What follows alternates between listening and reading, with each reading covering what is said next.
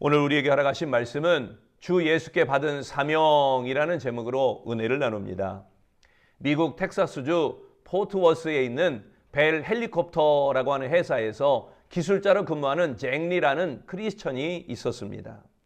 그는 가난한 자들의 친구가 되어서 멕시코의 탈로파에 있는 고아원에 도움을 주고 있었습니다. 그 고아원은 소형 비행기나 당나귀를 타고 갈 수 있는 산악 지역이었습니다. 지금도 약 200여 명이 그 고아원에 수용되어 있다고 합니다. 이 고아원은 외부로부터 자금과 물자로 협조하지 않으면 운영할 수 없는 실정이었습니다. 잭리는 고아원에 필요한 물품을 비행기를 만들어서 그것을 보낼 것을 결심하고 이를 착수하였습니다. 비행기의 이름은 시대적 표적이라는 비행기의 이름을 붙였습니다. 그리고 1975년 6월 하순에 대망의 비행기를 완성하여 고아원 구호 사업을 위해서 첫 비행을 하게 되었습니다. 소망의 기쁨이 가득 차서 마지막 점검을 하고 엔진 시동을 걸었습니다. 그런데 이륙한 지 몇 분 되지 않아 그만 엔진이 꺼져 버렸습니다. 그는 기술을 돌려 아래로 돌리고 동체를 가볍게 좌우로 흔들었더니 이 엔진이 다시금 부르릉 하고 살아나는 것입니다. 그러나 비행기가 조정되지 않아 쏜살같이 내려오기 시작합니다. 큰 나무에 몸체가 쏠리고 날개가 스치며 비행기에 불이 붙었습니다. 잭리는 정신을 차리고 보니 이 비행기는 불에 타는데 자신은 조종실에 그대로 있는 것입니다. 그래서 탈출을 하려고 문을 열려고 하는데 이 문이 꼼짝도 하지 않습니다. 급하니까 소리를 지릅니다. 주여, 나를 살려주옵소서. 나를 살려주시면 남은 여생을 예수를 전하는 전도자가 되겠습니다. 이렇게 소리 지르며 기도했다고 합니다. 기도를 한 후 발을 차고 열었더니 철컥하고 문이 열려서 몸이 나둥그러지는 그런 것을 경험하게 됩니다. 그런데 옷에는 불이 붙어서 화염에 쌓이자 땅바닥에 대굴대굴 굴렀습니다. 그리고 몸에 붙은 불을 껐습니다. 잭리는 전신에 화상을 입고 실신하여 쓰러졌습니다. 잭리의 부인과 비행장 직원이 쫓아와서 그를 병원으로 옮겼습니다. 많은 사람이 몰려왔을 때 의식이 살아나 눈을 뜨고 이렇게 말했습니다. 여러분, 나 때문에 걱정을 끼쳐드려 미안합니다. 그리고 제 말을 들으십시오. 만약에 여러분들이 예수 그리스도께서 여러분의 구주가 되신다는 사실을 모르신다면 바로 지금 예수 그리스도를 믿으십시오. 여러분은 언제 하나님이 부를지 모릅니다. 이렇게 그 위기의 순간에 전도를 하였다고 합니다. 불 가운데 있을 때 하나님께 약속한 대로 예수를 전하는 자가 되겠다고 한 대로 만나는 사람마다 찾아오는 사람에게 전도하였습니다. 사건 조사를 위해 경찰들이 찾아왔을 때도 잭리는 그 경찰들에게 예수를 그리스도로 증거하였습니다. 그의 온몸은 화상으로 고통을 당합니다. 그러면서도 13일간을 많은 사람에게 예수를 전하고 그는 임종시 빙그레 웃으며 기쁨으로 천사들을 영접하여 하늘나라에 올라갔다고 합니다. 사명이 있는 사람은 끝까지 최선을 다합니다. 환경과 조건을 살피지 않습니다. 여러분은 하나님으로부터 어떤 사명을 받으셨습니까? 그 사명을 어떻게 감당하고 계십니까? 역사적으로 큰 일을 했던 사람들은 누구나 확고한 사명을 발견한 사람들입니다. 사명감이 그 사람을 위대하게 만들었기 때문입니다. 사도행전 20장에서 바울은 3차 전도 여행을 통하여 말할 수 없는 환난과 시험을 통과하면서 경이로운 실적들을 이루었습니다. 3년에 걸친 예배소 전도를 통하여 마지막으로 소아시아 전도를 마감하고 예루살렘으로 귀환을 준비하고 있었습니다. 바울의 예루살렘으로의 상경은 그의 종말을 내다보는 비장한 걸음이었습니다. 그래서 지금 소아시아의 마지막 거점인 이 밀레도에서 예배소 장로들을 불러 모으고 의미심장한 마지막 고별 설교를 하기에 이른 것입니다. 그의 본문에서 나에게는 주 예수께 맡은 사명이 있습니다. 라고 고백합니다. 사도 바울의 삶은 하나님께 받은 사명으로 귀결되었습니다. 그리하여 바울은 믿음으로 자기의 갈 길을 마쳤다. 이렇게 이야기하기도 하였습니다. 디모데후서 4장 7절에 보니까 내가 선한 싸움을 싸우고 나의 달려갈 길을 마치고 믿음을 지켰으니 이제 후로는 나를 위하여 의의 면류관이 예비되었으므로 주 곧 의로우신 재판장이 그날에 내게 주실 것이니 즉 주님께 맡은 사명에 충실하였다. 이렇게 이야기합니다. 우리들은 사람에게 사명을 받은 사람이 아닙니다. 우리의 사명은 크든 작든 다 주 예수님께로 받은 것입니다. 우리가 교회에서 맡겨진 어떤 일이든 주 예수께 사명을 받은 것입니다. 예수께 사명받은 자로 합당하게 살아가는 우리 아름다운 성도 되시기를 바랍니다. 그렇다면 주 예수께 받은 사명을 받은 사람들은 첫째, 눈물로 훈계하는 사람들입니다. 눈물의 사명자라는 것입니다. 현명하고 덕이 있는 훌륭한 선생님이 있었습니다. 불량한 아들을 둔 부모가 찾아와서 자기 아들을 새 사람으로 만들어 달라고 간곡하게 부탁하였습니다. 마을로 내려온 선생님은 그 집에서 그 불량한 아들과 함께 지냈습니다. 아들은 유명한 선생님이 왔다는 말에 며칠 동안은 얌전히 굴었습니다. 그러나 일주일 후에는 여전히 불량하고 여전히 못된 짓을 하고 다녔습니다. 그러나 한 달이 지나도 선생님은 그 불량한 아들을 전혀 꾸짖지 않았고 어떤 교육도 하지 않았습니다. 그러자 그 아들의 부모는 낙심에 빠졌습니다. 선생과의 약속 기간이 3개월인데 그 3개월만 같이 있기로 하여 기간이 다 되는 겁니다. 선생님은 약속대로 이제 3개월이 되어 집을 떠나게 되었습니다. 그 아들은 훌륭한 선생님이 오면 자신이 무척 괴로울 것으로 생각하였습니다. 그런데 의외로 그렇지 않아 이상한 생각이 들었습니다. 선생님은 방에서 나와 불량한 아들에게 마지막으로 신발을 신겨달라 이렇게 부탁을 했습니다. 아들은 아무 생각 없이 선생님의 신발을 신기고 그 구두끈을 메어 주었습니다. 그 순간 그 신끈을 매는 아들의 손등에 뜨거운 것이 뚝뚝 떨어집니다. 깜짝 놀라 위를 보니 선생님의 눈에서 눈물이 떨어지고 있는 것입니다. 순간 그 못된 아들은 목이 메이면서 선생님 앞에 무릎을 꿇고 말았습니다.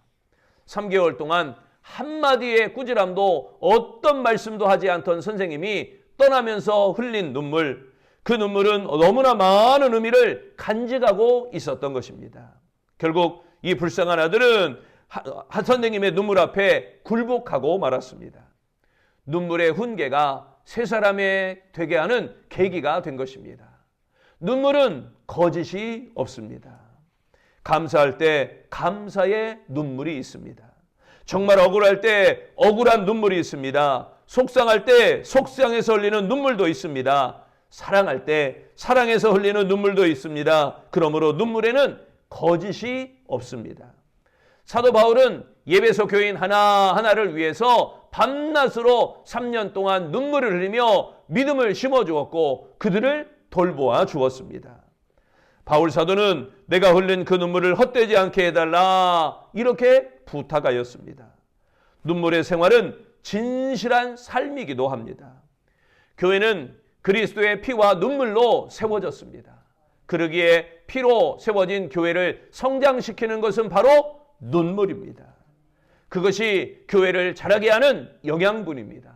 지금 우리에게 교회를 위해서 눈물을 흘리는 지도자가 필요합니다. 눈물을 흘리는 장로님이 필요합니다. 눈물을 흘리는 권사님이 필요합니다. 눈물을 흘리는 안수 집사님이 필요합니다. 눈물을 흘리는 집사님이 필요합니다. 눈물을 흘리는 성도님이 필요합니다. 눈물을 흘리는 목사가 필요합니다. 예수께 받은 사명을 받은 자들, 예수께 사명을 받은 자들은 눈물로 영혼을 가르칩니다. 눈물로 영혼을 훈계합니다. 우리는 사도 바울에게서 진정한 사명의 눈물을 보는 것입니다.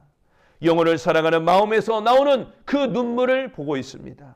이후로 눈물을 흘리는 사명자로 주님께 맡은 사명을 잘 감당하는 우리 아름다운 성도들이 되시기를 바랍니다.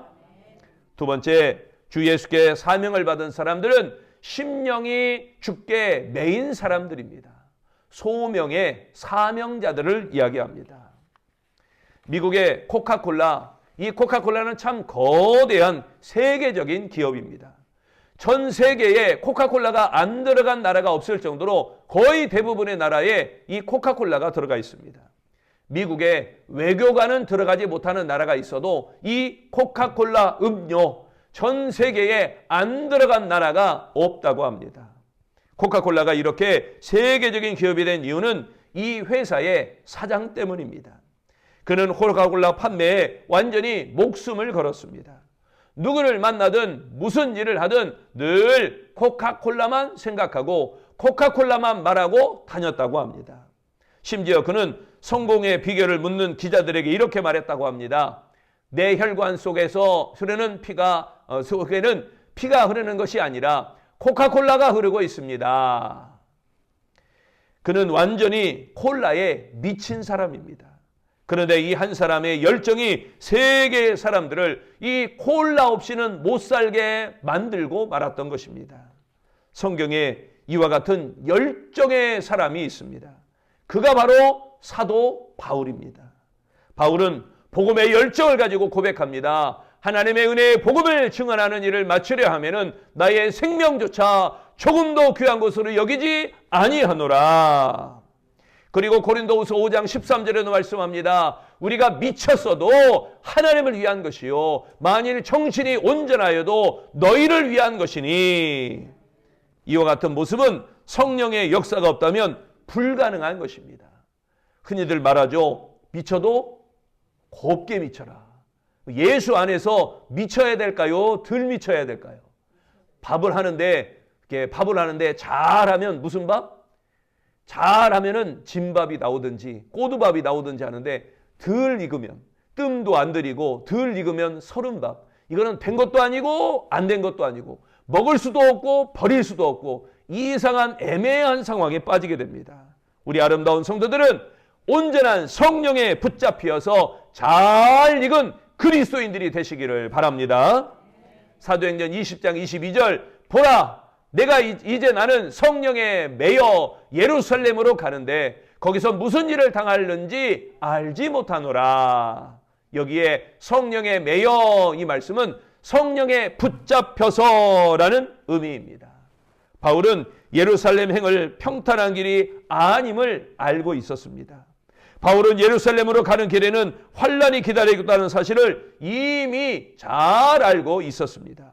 그러기에 바울을 아끼는 사람들은 한결같이 예루살렘으로 가는 것을 만류합니다. 그러나 바울은 이 예루살렘으로 가는 길을 결단하게 됩니다. 즉 예수님께 받은 사명, 곧 하나님의 은혜에 관한 기쁜 소식을 증거하는 일을 완성하기 위해서는 나의 생명을 조금도 귀한 것으로 여기지 않습니다. 바울의 마음을 메고 있는 것은 바로 성령의 역사입니다. 성령에 매이면 소명이 분명해집니다. 성령에 매이면 이 부르심, 주님의 부르심이 분명해집니다. 즉 하나님께서 자신을 부르셨다는 사실이 분명해지는 것입니다. 그러기에 환경이 좋으면 하고 상황이 달라지면 안 하는 것, 그게 아닙니다. 어떤 핍박이 있어도 하나님이 나를 불렀다면 복음을 위하여 죽어도 상관없다라는 자세를 갖는 것입니다. 여러분들의 심령 속에도 이 타오르는 성령의 충만함이 있으시기를 바랍니다. 심령이 성령에 온전히 매이시기를 바랍니다. 그리고 하나님의 소명의식에 불타오르시기를 바랍니다. 소명의 사람들은 조롱이나 환경의 어려움을 두려워하지 않습니다. 부름받은 사람들은 이 핍박 때문에 절대로 그 사명을 포기하지 않습니다. 이제 성령의 역사하심으로 말미암아 이 심령이 주님께 온전히, 주 예수님께 온전히, 주 예수 그리스도께 온전히 매이시기를 바랍니다. 성령에 매여 그 심령이 성령에 매여 주님께 받은 사명을 감당하는 우리 아름다운 성도들이 되시기를 축원합니다. 세 번째, 주 예수께 받은 사명의 사람들은 주께 목숨을 거는 사람들입니다. 헌신의 사명자를 말하는 것입니다. 1945년 4월 8일 주일 아침에 본해포 목사님이 사형장으로 끌려가게 됩니다. 그때 같이 있던 영국군 포로가 이렇게 인사를 했습니다. 목사님, 이것이 마지막이군요. 안녕히 가십시오. 그때 본해포 목사님이 유명한 말을 남겼습니다. 이것은 끝이 아닙니다. 나에게 있어서는 생명의 시작입니다. 감옥 생활은 끝났습니다. 그러나 이제 자유생활이 시작됩니다.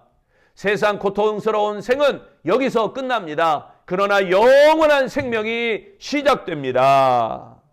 여러분, 잘 살고 못 살고, 성공하고 실패하고, 오래 살고 짧게 살고, 건강하거나 병들거나, 여러분, 그런 것이 중요한 것이 아닙니다. 다만 주님의 뜻이 이루어지다 하면서 깨끗하게 헌신하고 생명을 조금도 아깝게 여기지 않고 온전히 주님께 바치면서 살아가는 그 아름다운 삶이 되어야 할 줄로 믿습니다. 사도 바울은 예수께 자기를 온전히 드렸습니다. 그러기에 자기 목숨을 조금도 귀한 것으로 여기지 않았던 것입니다. 소중한 자신을 주님의 소유로 드리려 함에도 지나도록 수고하였다. 열심을 내었다라고 했습니다. 있는 힘을 모두 쏟아부었다라는 뜻입니다. 사도 바울은 기력이 하나도 없을 만큼 복음에 최선을 다한 것입니다. 24절을 다시 보면요. 내가 달려갈 길과 주 예수께 받은 사명 곧 하나님의 은혜의 복음을 증언하는 일을 마치려 하면은 나의 생명조차 조금도 귀한 것으로 여기지 아니하노라. 예수님께서 주신 사명을 위해 천하보다 귀한 생명을 드리겠다 고백하는 것입니다. 주님으로부터 받은 사명을 감당할 때 있는 힘을 쏟아부을 만큼 예수님께 목숨을 걸고 살아가는 아름다운 신앙 되시기를 바랍니다. 예수님께 우리 목숨을 아낌없이 드릴 만큼 힘을 다하며 사명을 감당해야 됩니다. 주님께 목숨을 걸면서 주님께 받은 사명을 감당하는 우리 아름다운 성도들이 되시기를 축원합니다. 어떤 사람이 요한 웨슬레 목사님에게 물었습니다. 오늘 밤 12시에 죽는 것이 확실하다면 당신은 무엇을 하겠습니까? 그랬더니 웨슬레 목사님이 이렇게 대답했습니다. 다른 날과 다름없이 설교를 준비하고 다른 날과 다름없이 신방할 것입니다. 그리고 다른 날보다 30분 일찍 잠에 들 것입니다. 웨슬레는 전에 하던 일을 계속할 것이라고 말합니다. 그리고 억지로 끌려가는 것처럼 하지 않고 30분 먼저 잠들 것이다 말합니다. 죽음을 전혀 두려워하지 않는 모습입니다. 자신의 사명에 충실한 자의 아름다운 마지막 모습 아니겠습니까? 이것이 주님 예수께로부터 사명을 받은 자의 아름다운 신앙의 모습인 것입니다. 지금은 마지막 때입니다. 지금은 말씀 지말이라고 합니다. 이 때에 아름다운 복음의 사명자, 주님의 지상명령, 마지막 지상명령을 감당하는 복음의 증거자가 되시기를 바랍니다. 사랑하는 성도 여러분, 주 예수께 받은 사명을 가진 내가 하는 일이 하나님이 주신 일입니다. 하나님이 원하는 일이라면 모든 것은 하나님이 하실 것을 분명히 믿으시기를 바랍니다. 그러기에 사람이 하는 것은, 사람의 일은 우리가 하는 것이 아닙니다. 분명 우리의 일은 하나님이 하고 계십니다. 무엇을 하든지 주 예수께로부터 받은 사명, 그 사명 때문에 하나님의 일을 감당하시는 줄로 믿습니다. 그리고 눈물의 사명자, 소명의 사명자, 헌신의 사명자로 최선을 다하여 이 사명을 감당하시기를 바랍니다. 그리하여 아름다운 사명자로서 하나님께 쓰임받아 놀라운 주의 기적을 이루어내는 우리 아름다운 성도들이 되시기를 축원합니다. 기도하겠습니다. 좋으신 하나님, 하나님의 사명자들이 우리에게 허락하신 눈물의 사명, 소명, 부르심의 사명, 헌신의 사명자로 하나님께 쓰임받기를 소망합니다.